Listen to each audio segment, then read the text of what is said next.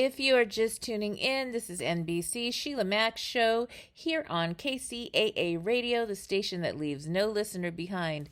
I'm your host, Sheila Mack, and today I'd like to give you a special shout out and thank you to ChangeToothpaste.com. Toothpaste tablets, just like paste without the waste. So let me tell you a little bit more about Change Toothpaste and why I have decided to make the change myself. More than 900 million toothpaste tubes are entering our landfills and oceans every year on a global scale. Toothpaste tubes take over 500 years to break down and cannot be recycled. Like, I did not know that. That is crazy. Craziness. And that is why I'm making the change. So our sustainable toothpaste tablet removes the need for a tube altogether. Packaged in compostable pouches, they reduce your environmental footprint while giving you a clean, fresh brushing without any harsh chemicals. So Change Toothpaste tablets help you make a small change with a big environmental impact. Originally, this toothpaste was inspired by the care that our own kids show for our planet. We want to do our part in reducing the global plastic waste problem to make sure that the environment is safe and healthy for generations to come. Together, we believe we can create a global movement to protect our beloved planet. Think about it. You brush your teeth each and every day, a few times a day. And once your toothpaste tube is finished, it's thrown into the garbage without a second thought.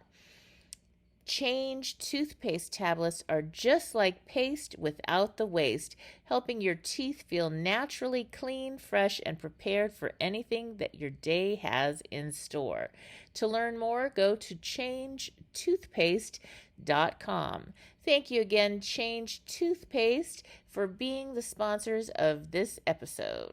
Are you ready for a reboot? Welcome to the Sheila Mack Show, reality at its finest. History reminds us those hit hardest often become the change makers. This year, we've all hit crazy economic, social, and emotional rock bottoms. We all get knocked down. Something hits globally, locally, personally. It affects our health, finances, our relationships. We have to recreate a business or career. Each show, Sheila and her special guest will be sharing their reboot stories, guiding you with real solutions to upgrade and up-level emotionally, mentally, physically, spiritually, and financially. Here on NBC's KCAA Radio, Mondays at 1 and Wednesdays at 7 p.m. Pacific Time. If you're ready to pull yourself up by the bootstraps and bra straps, enjoy a listen. Here's Sheila. Show, reality at its finest. Here we have real people sharing real stories and actionable steps to help you reinvent, rebuild, and reboot your business and personal life on your terms.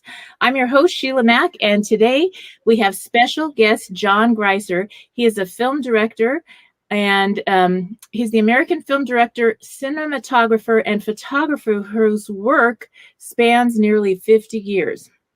He's been on assignment as a photojournalist and began documenting the Hare Krishna Movement in 1970, and in the subsequent decade continued to capture the group's growth and influence in the rapidly expanding yoga and kirtan scene.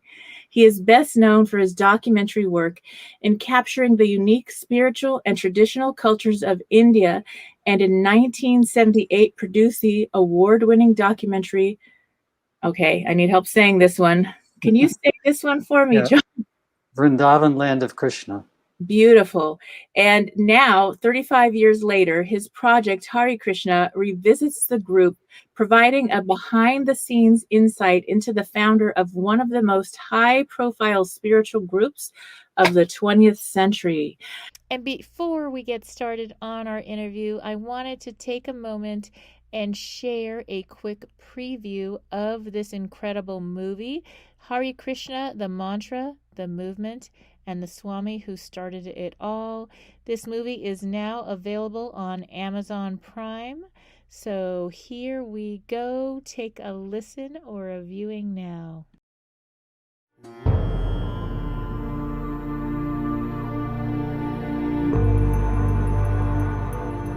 my spiritual master, he is calling. He said that he would like to go to America. I said, are you crazy? The old man, you are going to die. Someone told you the story, you wouldn't believe it. Hare Krishna, Krishna Krishna, Hare Hare. He's 70 years old. He has no money. He's starting an effort, and it turns into an international movement. Everyone is thinking, I'm American, I'm Indian, I'm European, I'm Australian, but I'm not this body. I am spirit soul. He looked like the Prime Minister of the galaxy. Prabhupada was quite unlike any teacher we'd ever known. There was no gap between what he spoke and what he lived. The Vedic scriptures gave some sort of backbone to my life. People were joining left and right. Everywhere people went, there were Hare Krishnas. Many would consider members of the Hare Krishna sect to be dangerous religious fanatics, but the Krishnas say they're simply misunderstood. People would kidnap us and try to deprogram us. The more he got attacked, the more energized he became. Prabhupada loved a good fight. He was actually bringing some kind of ray of light to the right place. Regardless of race, of religion, of nationality, we are all brothers and sisters.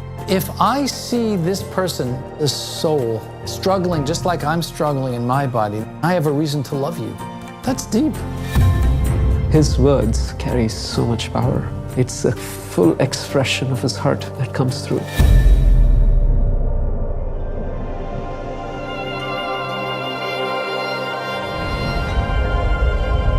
The perfection of this life is to understand oneself. This is the beginning.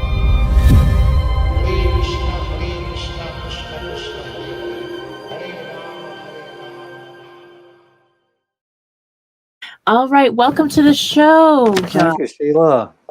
And I like to start each show off with a question, and my question is kind of based on my new best-selling book, Bootstraps and Bra Straps: The Formula to Go from Rock Bottom Back into Action in Any Situation. This last 12 months, let's say, we have globally experienced things we never expected would happen again, and they have happened in the past, it seems, if we look back in history far enough.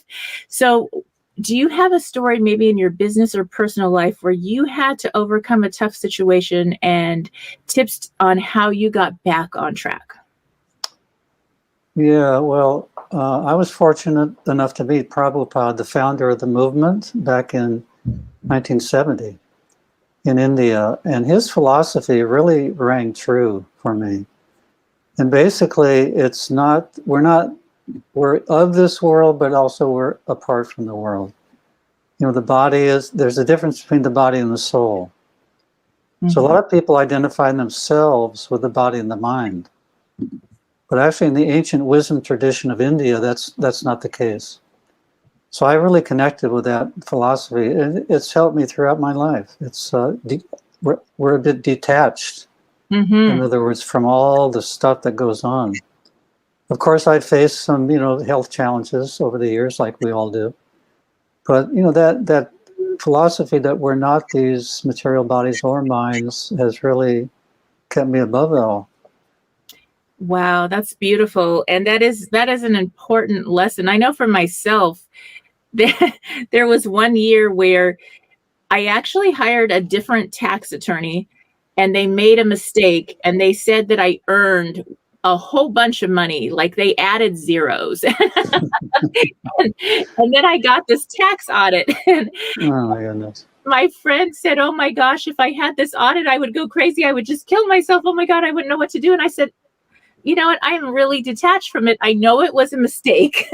And there's to hide, and they will correct it. It cost me a few dollars to pay the guy to fix it, but it wasn't. I totally let it go. And yeah, that's cool. It was interesting. It wasn't that long ago. It was the time that the government closed down.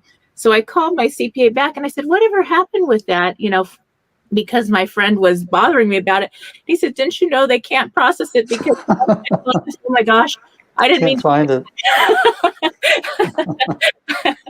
But anyway, they did resolve it, and it was perfectly That's fine. And I realized at that moment that I totally could have gone down that rabbit hole that my friend and many of the people I talked with, going into that stress and focusing on something you can't change, whatever the results are. You what you need to do, you take the next right actions, and you let it go. Of course, you don't do nothing. I had to hire somebody to fix it and do it, the right actions, but then you let it go. Yeah. And being detached was, I didn't have a health issue from it. I didn't get stressed from it. I just enjoyed my life. That's really important. Yes. And the time goes by anyway. And here in this year, right now, this last 12 months here, things are going to go by anyway, whether we focus on negative news and the crazy stuff going on, or whether we are detached from it and focus on love and bringing in what we want to bring into this world. Yeah, focus on the positive. That's always the best. And I'd love to hear more about your experience and journey with all these years and studies. I know that the story, I watched the film with my daughter, and it was incredible. And I'd love to hear more about that journey and experience you had while you created this film.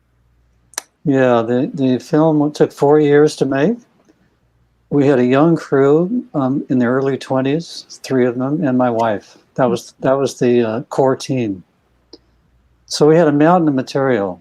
We had archival things that we shot and photographs from the 70s, preserved all those years, and 31 hours of that. And we also had 1,800 hours of audio to go through of the founder, Prabhupada, speaking about his own life.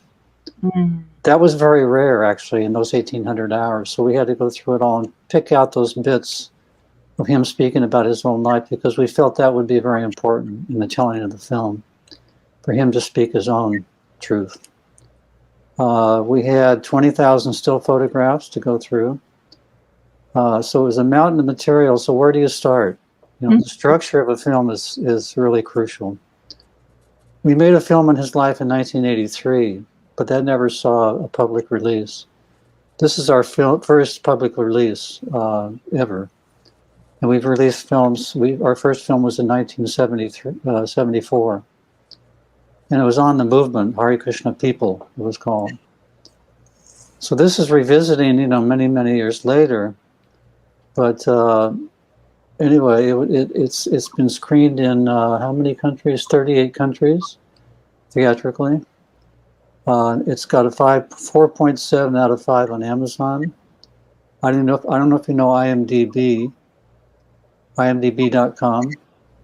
Anyway, it's got a 9.2 out of 10 on that rating. So it's extremely popular. Prabhupada's story really transcends all racial and religious barriers. It's a universal, kind of a hero's journey, actually. And he was incredible. He got the inspiration to come to the West in 1922, when his spiritual master asked him to take the message of the ancient Vedic literature from India to the West. And he did that in 1965. He felt himself prepared only in 1965. He had no money. He had, I think, 40 rupees on the boat, and there was not even an exchange rate at that time for rupees. So basically, he had nothing. And he had one contact in America. He went there, but his real calling was to go to New York City and try to connect with people, the hippies, basically, people who were searching at that time. That was a big revolutionary period, the 60s. So he did that, went from office to office, this place, that place to stay. And he had his books. He sold his books. That's the way he made his money. But he found a few followers, and that was the start of the movement, 1965. That takes an incredible amount of faith and a mission, a guided mission to, That's right.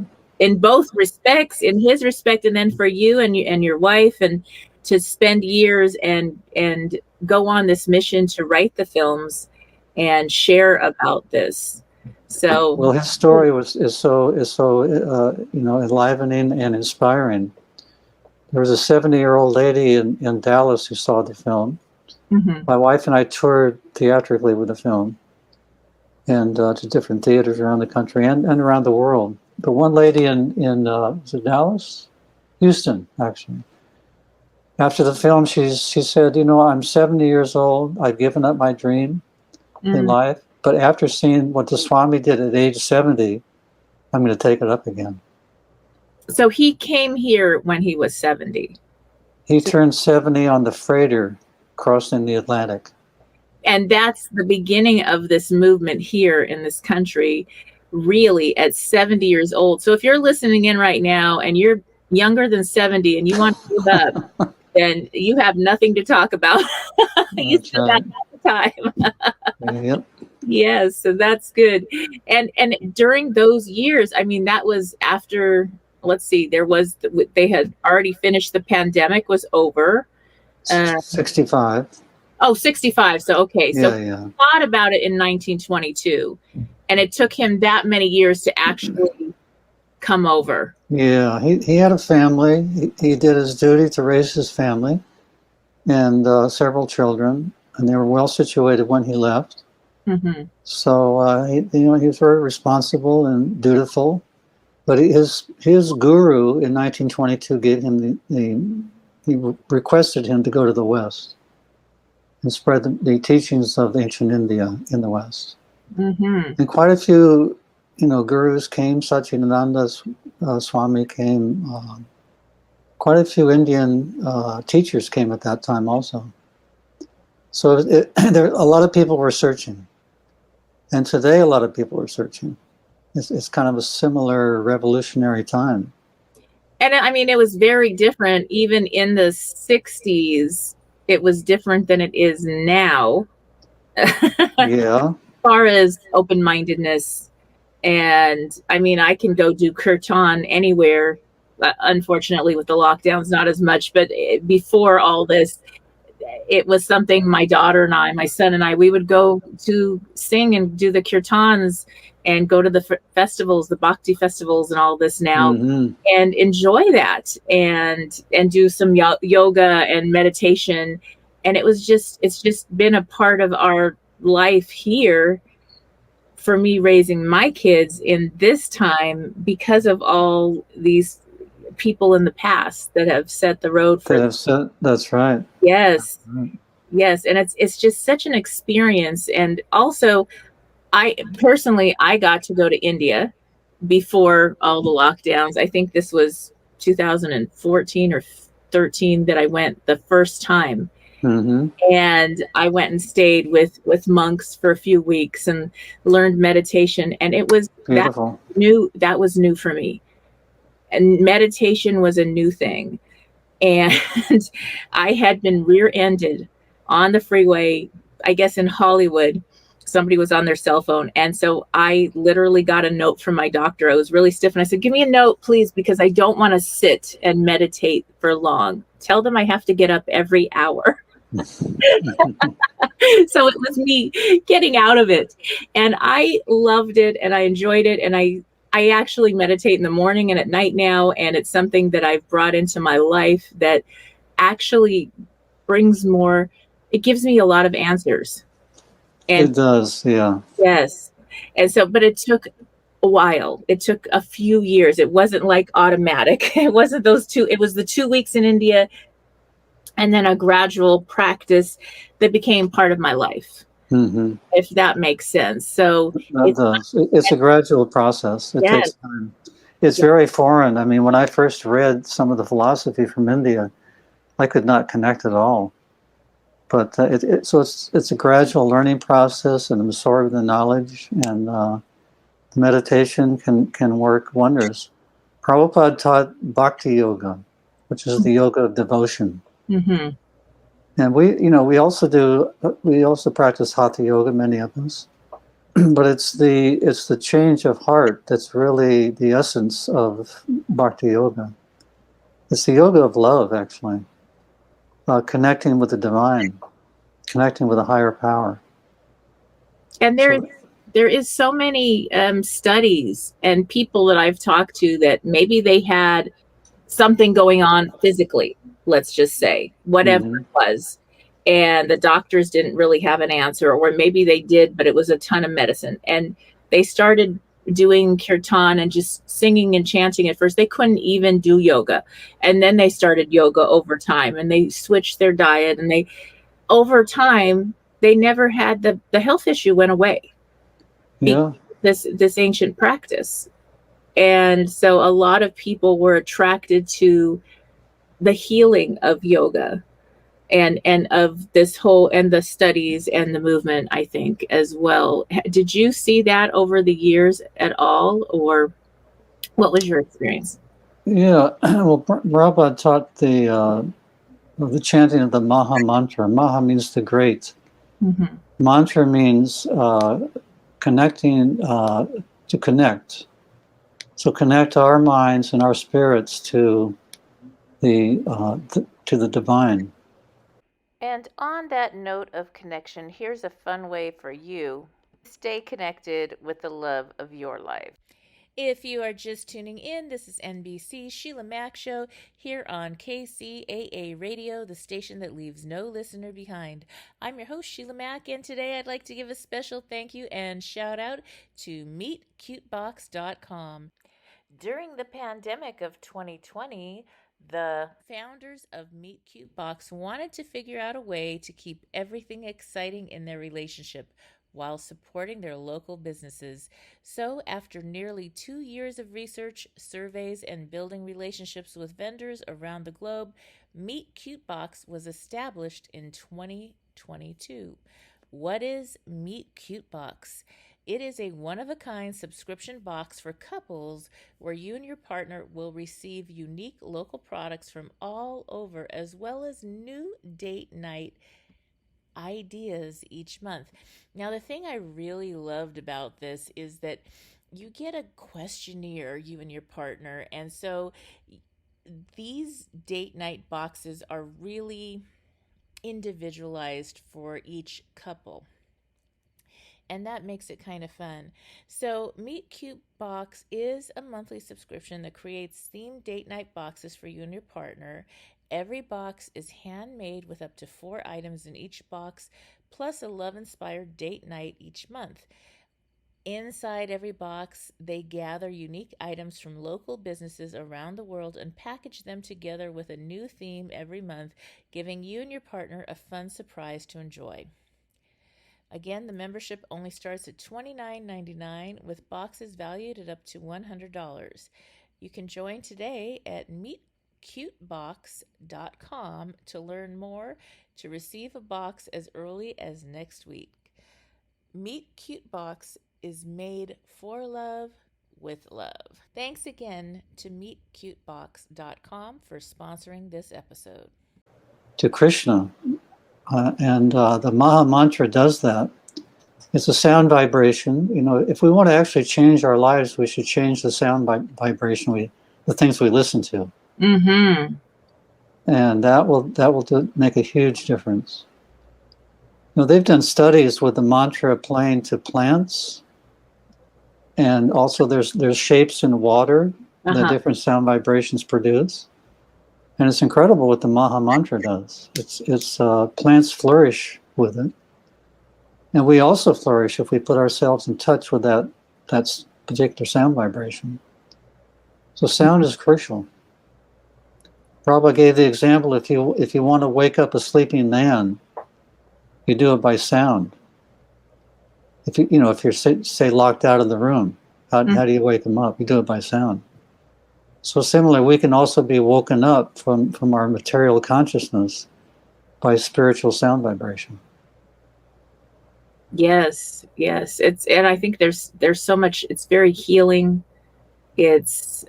So when you think about the environment, For those listening in, our environments matter. Even the music we listen to, the words we say, whether you're working, if you're on Zoom calls with coworkers, you're home with your children right now, homeschooling, whatever's going on, how the energy that you bring, who you're being and all you're doing is going to make a big difference in how, especially for young people, it's kind of a scary time right now. If, turn the news off.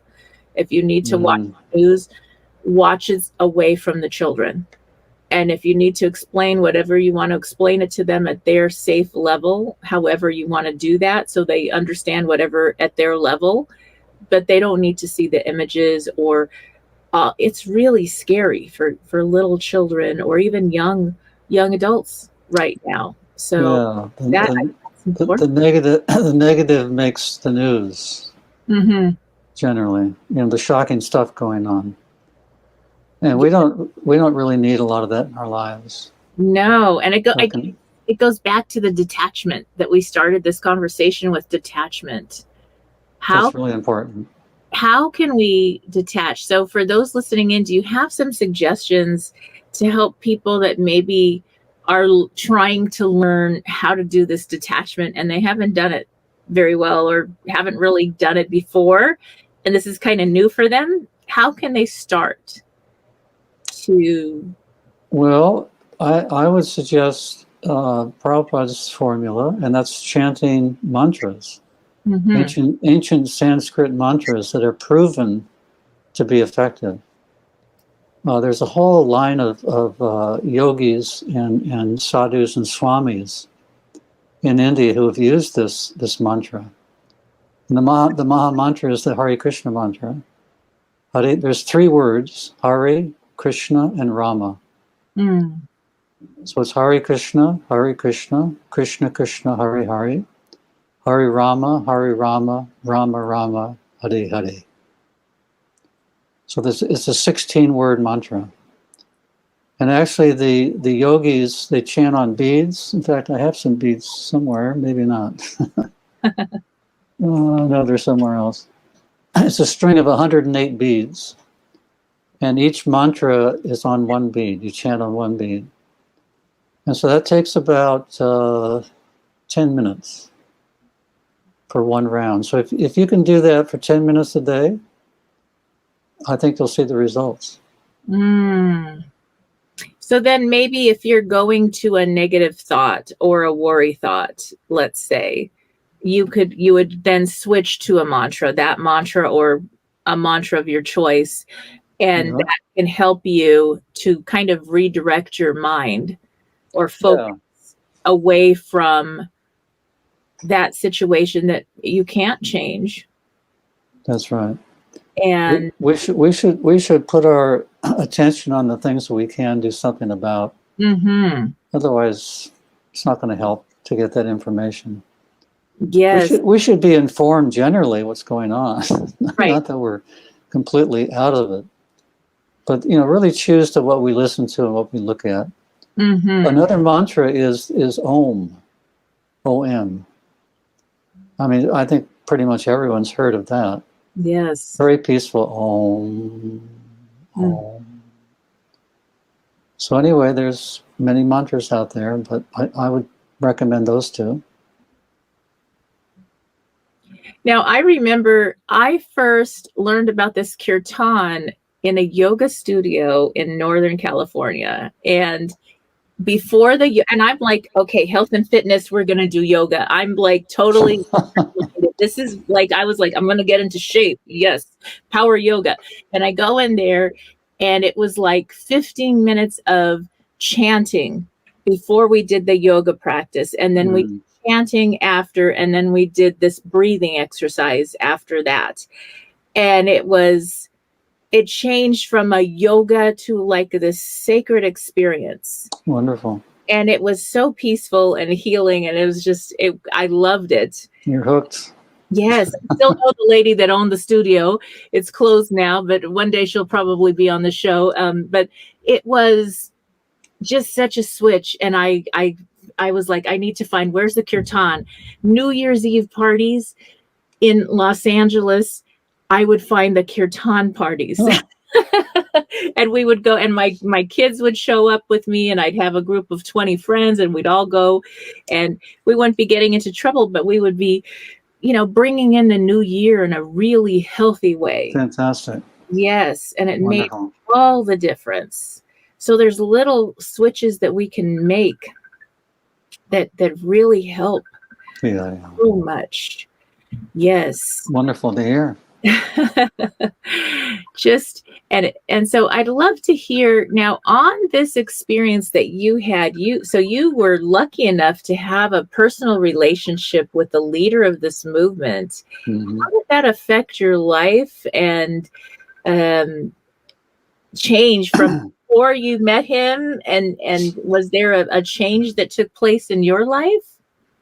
Yeah, I was doing a photo assignment for Asia magazine in the summer of 1970, and I was asked to cover the Hare Krishna temple in New York, in Brooklyn.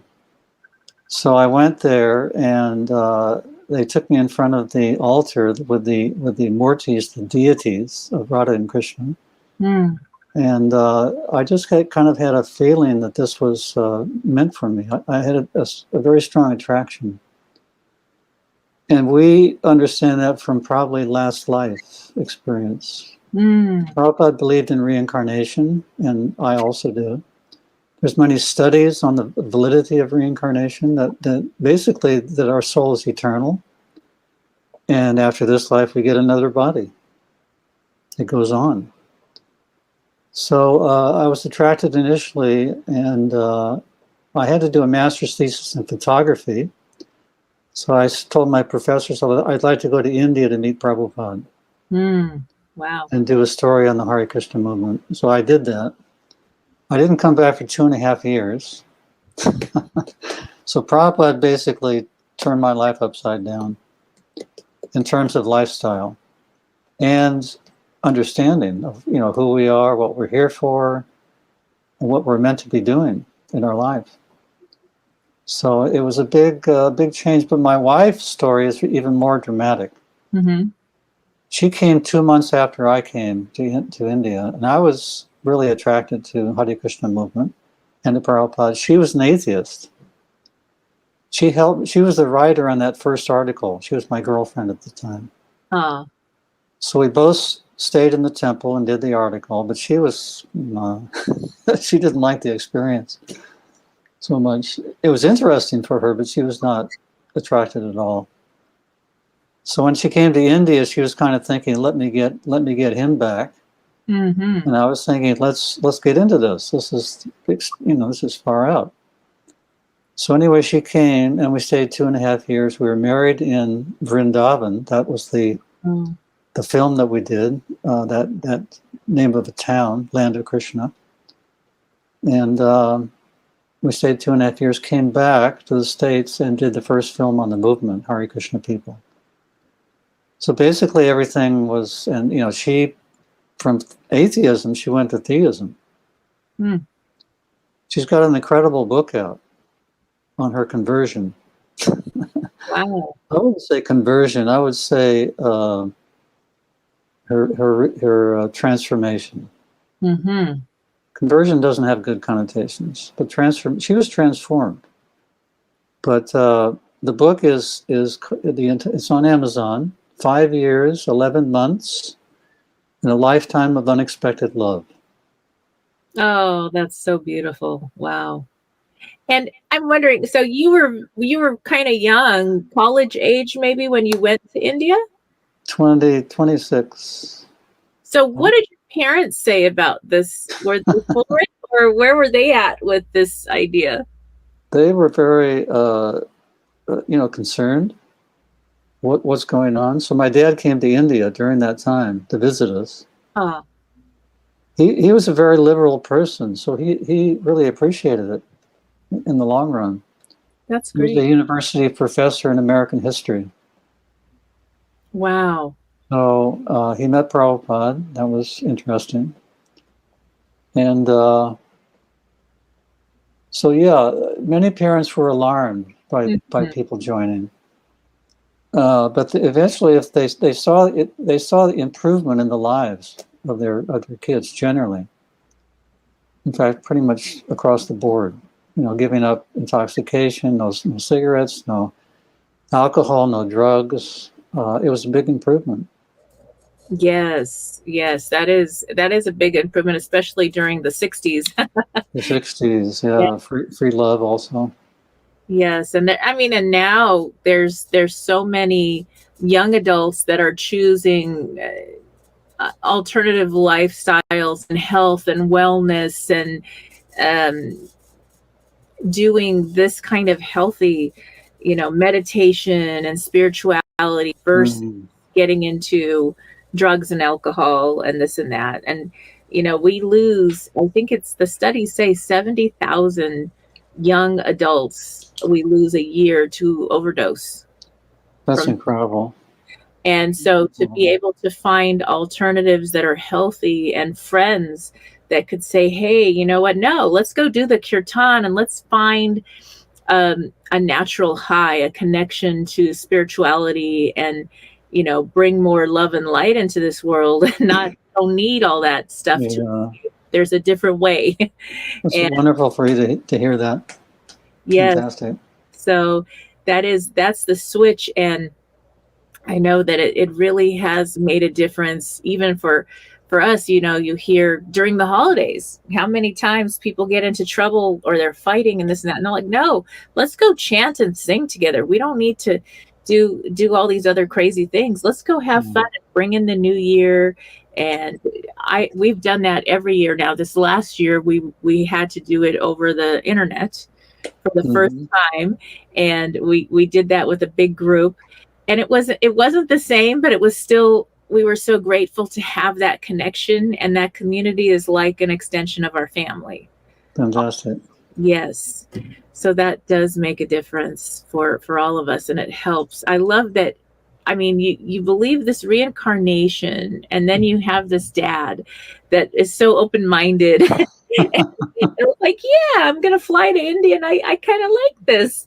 So that's interesting. And some of us, our parents, actually, I'm sorry. Actually, my dad smuggled in a Super 8 camera, a movie camera, because I didn't have a movie camera at the time. So some of the films in the Hare Krishna movie are from that time. Wow. Thanks to my dad. That is great. Yeah. So isn't that interesting? Some of us, I mean, I don't know what is the belief in the Hare Krishna movement on the reincarnation, and do we choose our family and our ups and downs, our situations as part of our teachings or our learnings? Can you give a little bit of insight into really depending on how we live our life, we're going to think about that at the time of death. Whatever we think about at the time of death, we're going to take on a body to fulfill those desires. That's something to think about. Whatever we're meditating on or thinking about the time of death. There's some movies I've seen. At the final time of death, the person's life flashes in pictures. Yes. In front of them. I think everyone's seen that. So we meditate on our entire life, and we get a body to fulfill those unfulfilled desires. So if it's whether we want to, and we can go into some graphic detail, but there's many species of life that we can enter into. Not only human form, but below different lower species of life, also including down to the cellular level. Viruses, bacteria, they're all alive. Wow. Well, that's an interesting thought. The virus. Now, who came back as this? That's really low in the scale. What were they? What are they needing to express? I don't know. Yeah, that would be interesting to figure out. But I think there's something. If you look at every single culture around the world, any religion, you see people that have crossed over, and they always have these same experiences as they're preparing to cross over, where they're talking to somebody else, or they see their loved ones, or they're preparing. There's something else beyond this, and there's so much science behind the spirituality. The science and spirituality, and how we change how we're being in our world today can help change the world, and the energy, like the vibrational energy of what's going on. So let's have a watch party. Let's all watch Hare Krishna. Let's download it this weekend and share about it. I'd love to have people comment on it or call in about it. All right. Thank you again for being a guest on the show, John. Thank you, Sheila. It was great. Wonderful. Right. Thank you. Stay Take tuned. care. We'll be back soon. Bye-bye. Bye. I'd love to share with you a brief meditation. This is a free meditation for when you are getting ready to reboot your life.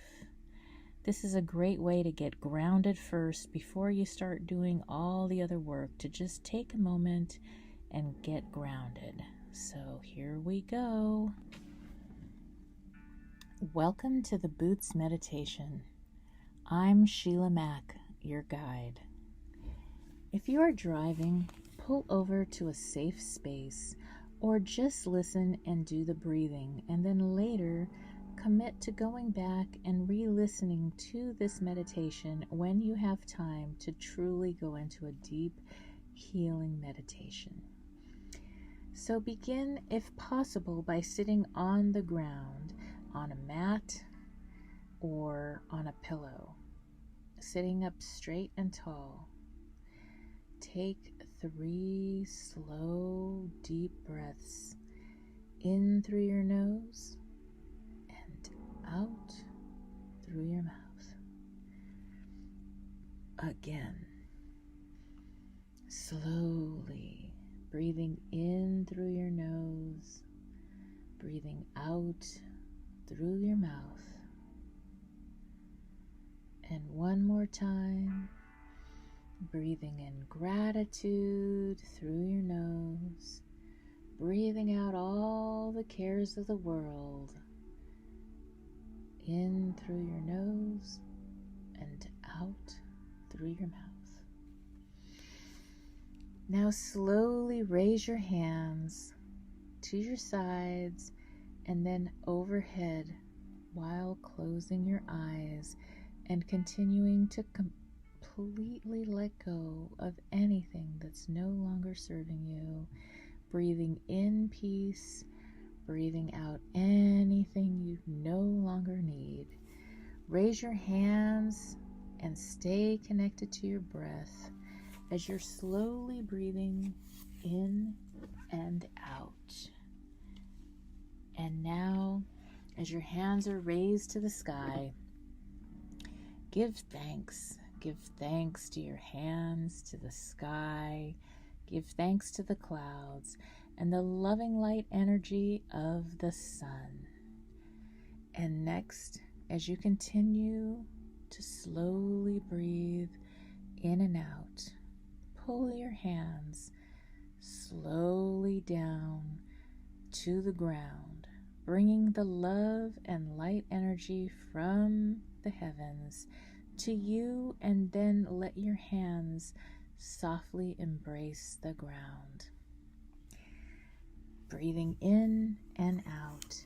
Thank your source, thank God, Creator, and your dear Mother Earth.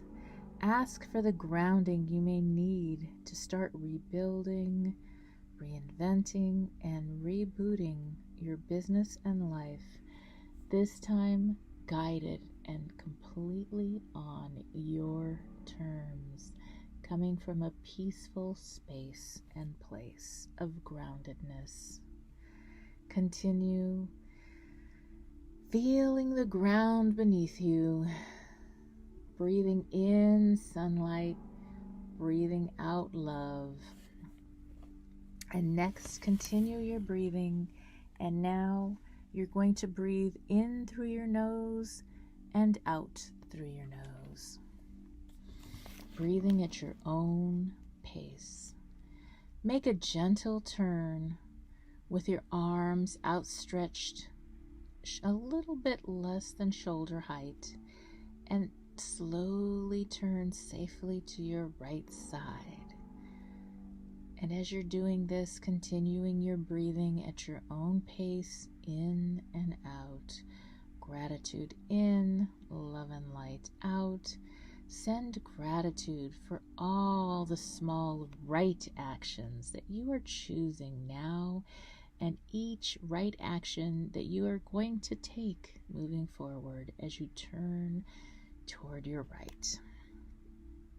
Continue your breath work and slowly turn now toward the right rear of the room or outdoors where you're seated, holding space and gratitude, breathing in and out. Space and gratitude are being held for what has transpired behind you. Give thanks for the past, for the times you've learned, the lessons you've learned, the times you've listened, and the times you've made it victoriously toward the beautiful present now. Continue your breath work in gratitude, returning slowly to the front-facing position, and then let your hands peacefully be planted back down on the earth. Again, slowly taking a deep breath in and out. Breathing in love, breathing out light.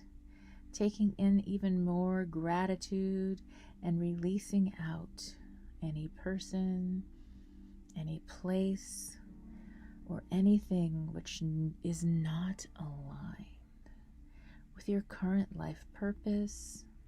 Breathing out anything that's not aligned with your current mission. Breathing in love and light, and breathing out anything that no longer serves you.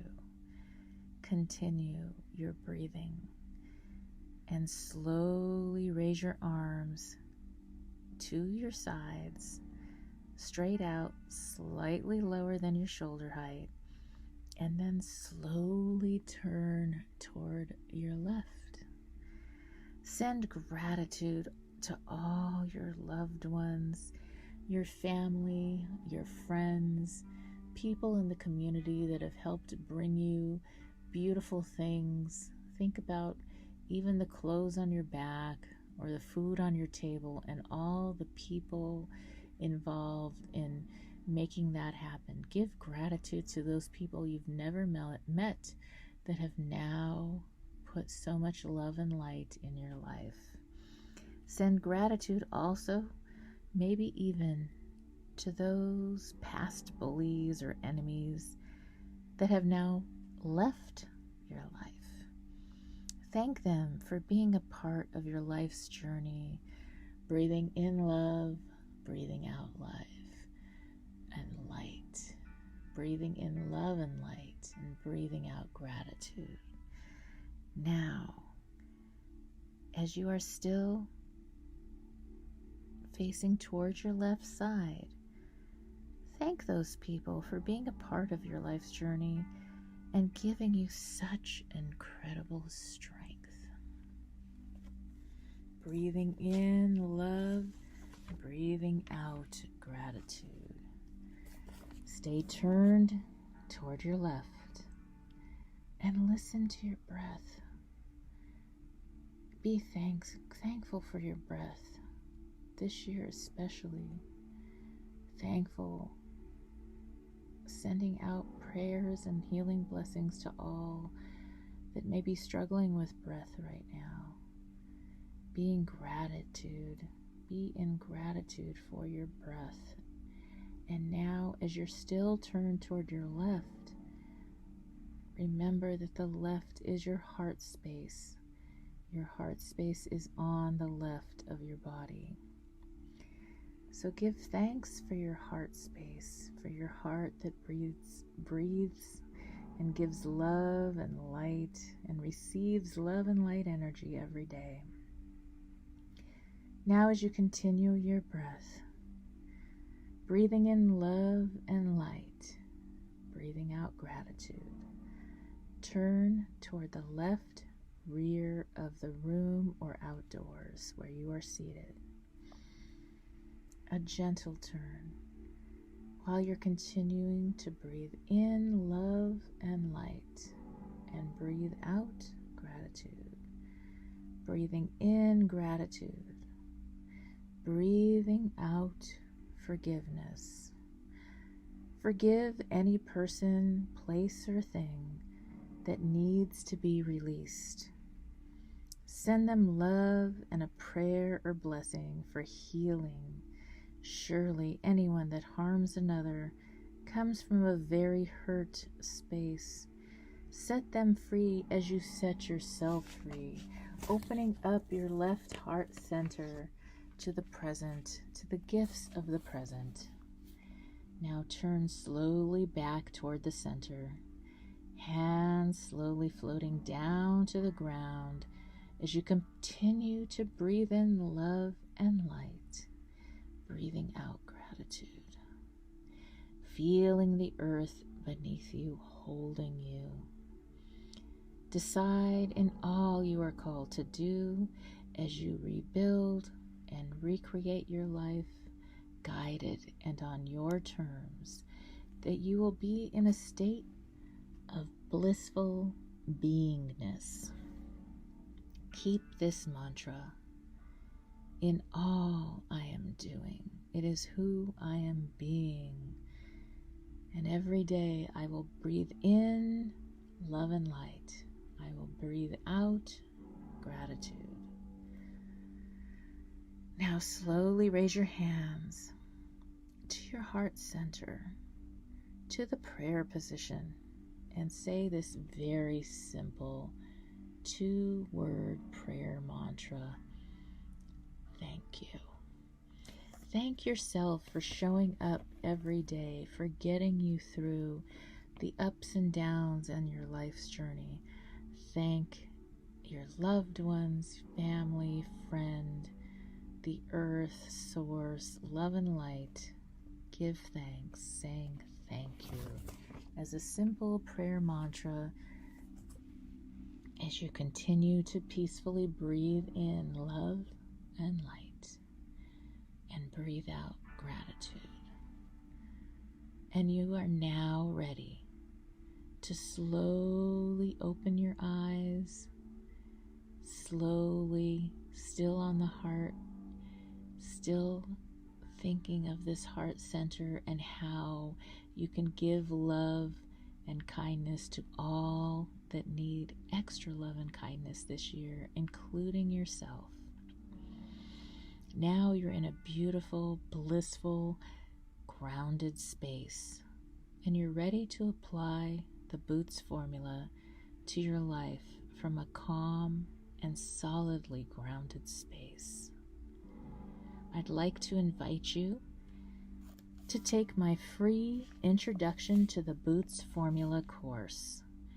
This is a great way to continue past your meditation, where you're going to use this formula as a tool and a guide to help you reinvent, rebuild, and redesign your life, guided and on your terms.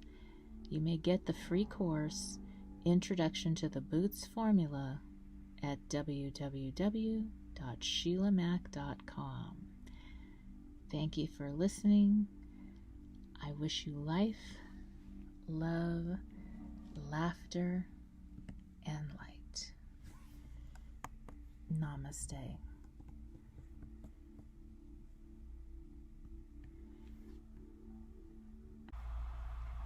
And now I have some homework for you.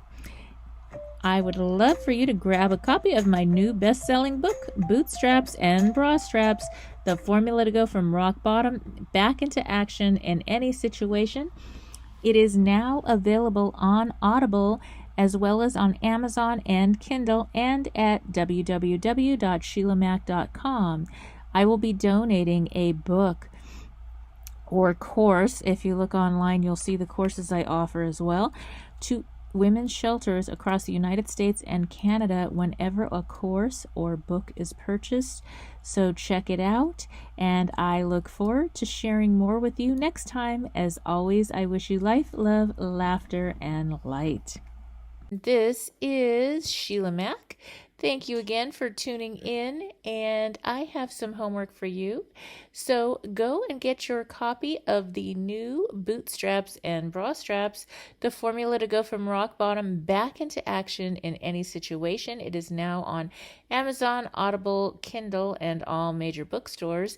And get ready to tune in daily as I share the Business Leader Reboot. So that is starting a business, side business, or extra income. I don't care if you're starting from zero, rebooting, starting over completely. We are going to go through the steps over this year slowly together to rebuild, reboot, and reinvent your business and personal life, or your career and personal life on your terms.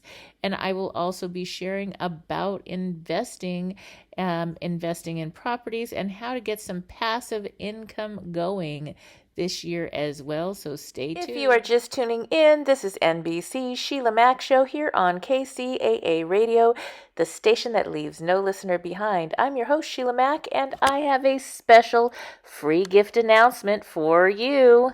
That's right. Get a free introduction to the Boots formula and meditation by joining our email list for business leaders, busy moms, and rock stars like you.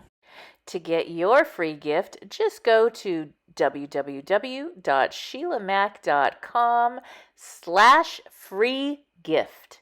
That's right, sheilamac.com/free gift